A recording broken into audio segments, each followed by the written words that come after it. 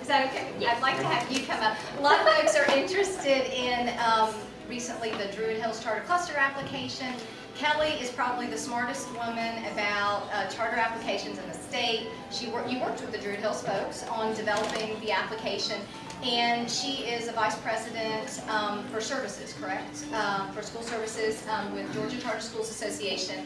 And I share their passion, I work with them, and what I love about them most is that they care about the two things I care about, kids and taxpayers. And that's their filter, and nothing else. And so they're a terrific organization. I'm proud to work with them. And so take it away, Kelly. Let us know what's going on. Okay. Come on, come up there. Oh, all right. Do y'all want to come in? That's what we should do. I want to step in a little. I've got to be at the 10 o'clock transportation. There's seats over here. Yeah, and there's copies over here. Okay. Kelly won't mind either.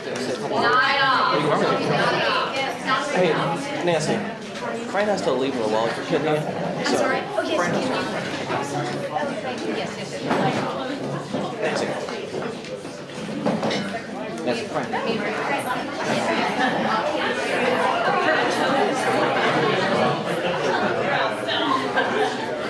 All right.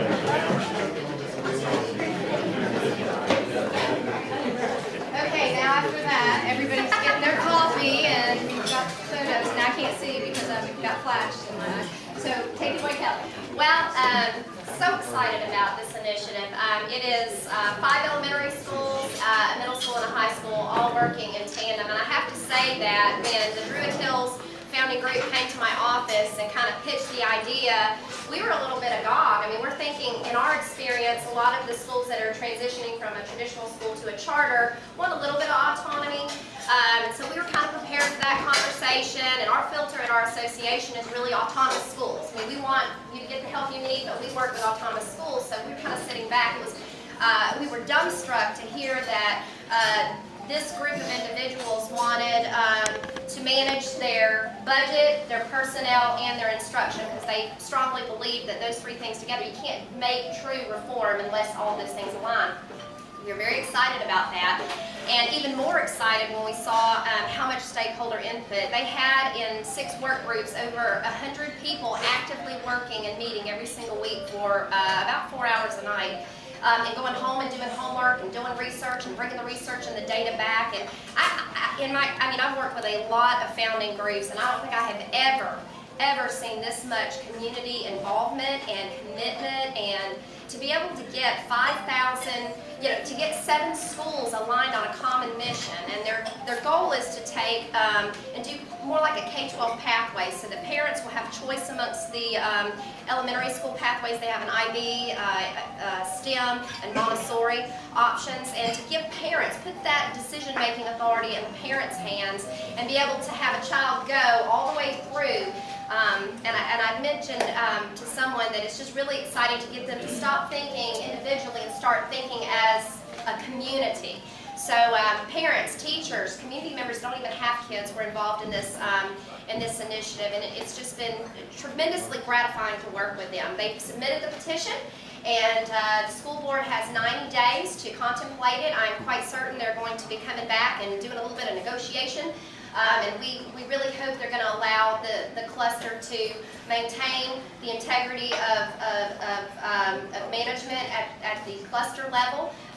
They have no desire whatsoever to split from their county. They want them to be good overseers of what they do, and fully intend to comply with all of the accountability requirements. So they're not trying to separate, they just want to be able to make local decisions. So excited about that, and just we'll wait and see what happens. I have a feeling that other communities are watching to see what happens too. And if I have a little dialogue with you to shed some light. Also, so recently we've had the charter amendment passed, and so that set up and solidified that we have the state commission that you can appeal to if a charter is denied from the local board of education.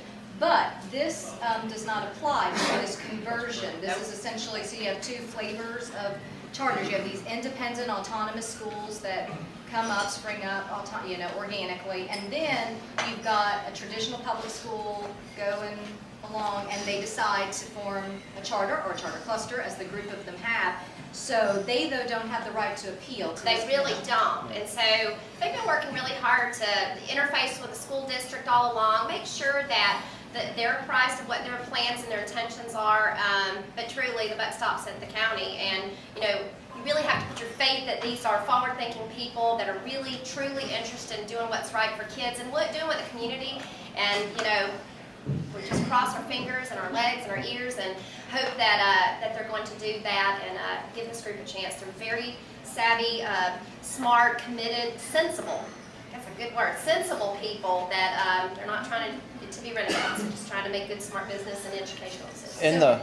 In the papers, it looks like the administration has already drawn lines in the sand that they're not going to. So what's the plan to battle this in, let's say, the court of public opinion?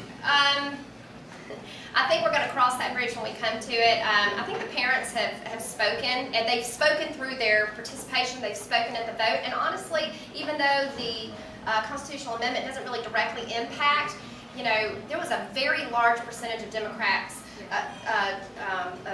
Druid Hills cluster area that supported the constitutional amendment. That would be And so- Democrats. They are Democrats. Aside from that, they are. They did. It's not a nasty word, it's okay. But you were, I know that, but I meant there. I meant there. But that's where the public opinion is. So, they were supported there. So it has been supported over and over that reform is necessary in that particular community, and it's in other pockets too. So. And so, and like Kelly said, they will go back and forth with the county and, you know, seek to come to some agreement.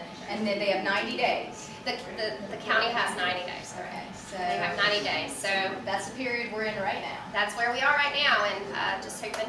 Any other updates from Georgia Charter Schools Association about statewide, what's going on in education and charters, where you're trying to focus now, what's going on? You know, we obviously the more urban areas are the highest need, but we've got a lot of rural areas. I mean, anything below or right at Bibb County and below are also a concern to us because the achievement is so absolutely limited, just terrible. And so we have a lot of focus in the rural areas as well as the urban areas. And wherever there's demand, I mean, we've got parents calling up and we'll have a group sit down with us and say, we've got to do something right here. So, And a project that I'm working on too is, I call it Next Generation Board, because it's about when you get, like Druid Hills just went through, this group of folks that were very passionate, they developed it, they'll serve on the board. Well, then you need, their kids go through the schools that they have in this charter, and then, well, who's coming on next? So are we identifying all the resources we need? Because you need CPAs and you need lawyers and all kinds of grant writers, all kinds of people to serve on the board. So I'm developing a board bank so we can match needs with people in the community that want to do that. So if you want to talk to me about that at some point, I'd be happy to chat with you about that project. absolutely, for not only brand new schools, but schools that are established and doing succession planning on their boards. We would love to have you. Absolutely. Thank you Thank you. so much. Thank you.